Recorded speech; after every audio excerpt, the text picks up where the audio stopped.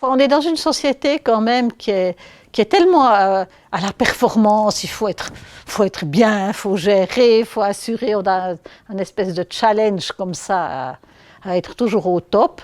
Or, c'est pas réaliste, c'est pas vrai. Mon compagnon a eu des gros soucis qui ont nécessité des hospitalisations. Ça veut dire d'être alité, ça veut dire de se déplacer beaucoup plus lentement, etc. Donc il faut prendre en charge un certain nombre de choses, voire même parfois de soins qu'il faut donner à la personne. Donc tout à coup, vous vous retrouvez, c'est bête à dire, mais vous vous retrouvez toute seule à faire tout ce qui est les déchets encombrants, à faire toutes les courses, à faire les repas. Tout à coup, vous avez l'impression que vous faites tout. Et puis il y a quand même l'inquiétude de l'état dans lequel on voit quelqu'un qu'on aime, qui n'est pas bien, qui souffre, vous ne pouvez rien faire.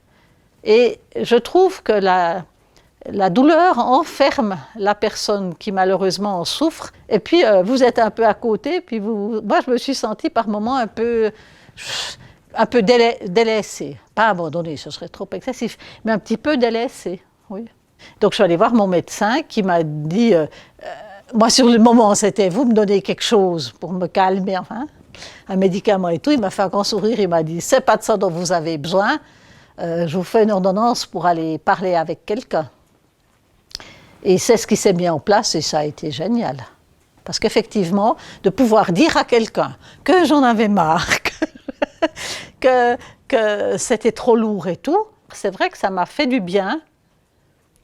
Parce que des fois, vous vous sentez un peu coupable d'en avoir. Vous êtes en bonne santé, vous n'avez pas de vous vous dites, mais de quoi je me plains, hein?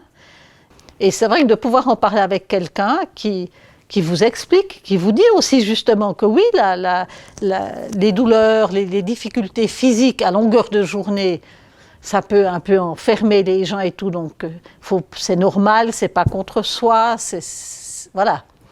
Et ça fait un bien fou. Et surtout, c'est génial parce qu'une fois la crise passée, comme toujours, le fait d'avoir réussi à surmonter une crise et d'être toujours là et d'être bien, de retrouver tout à coup un petit peu...